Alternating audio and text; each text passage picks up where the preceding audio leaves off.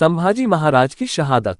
1689 में मुगलों ने संभाजी महाराज को धोखे से बंदी बना लिया और उन्हें औरंगजेब के समक्ष पेश किया गया।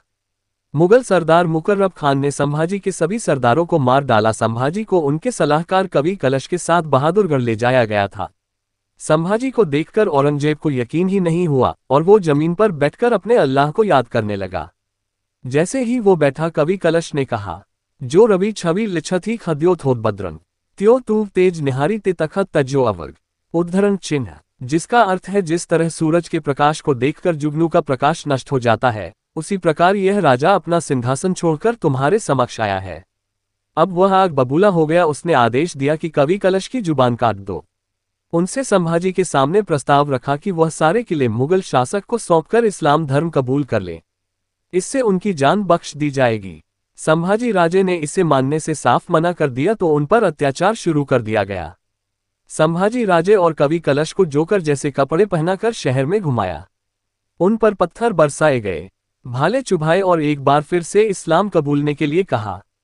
मना करने पर उनकी आंखें और नाखून निकाल लिए गए थे। आखिरकार 11 मार्च 1689 को शरीर के कई टुकड़े कर संभाजी की जान औरंगजेब ने ले ली थी। संभाजी महाराज का अमर बलिदान। महाराष्ट्र में कहावत मशहूर है कि औरंगजेब ने संभाजी राजे की हत्या से ठीक पहले कहा था कि मेरे 4 बेटों में से अगर एक भी तुम्हारे जैसा होता तो पूरा हिंदुस्तान कब का मुगल सल्तनत में समा चुका होता।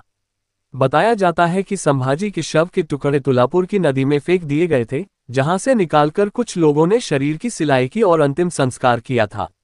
संभाजी के संघर्ष ने ये सिद्ध कर दिया कि सच्चे वीर कभी नहीं हारते, चाहे परिस्थितियां कितनी भी कठिन क्यों न हो। उनकी शहादत ने ये दिखा दिया कि यदि हम अपने धर्म और मातृभूमि के लिए दृढ़ नायक बने रहें तो कोई भी शक्ति हमें झुका नहीं सकती। संभाजी की मृत्यु के बाद मराठों ने एकजुट होकर मुगलों को हराया और औरंगजेब की सत्ता समाप्त कर दी। संभाजी महाराज का जीवन हमें ये सिखाता है कि धर्म, मातृभूमि और मूल्यों की रक्षा से बड़ा कोई बलिदान नहीं। जय हिंद, जय मराठा, जय संभाजी महाराज।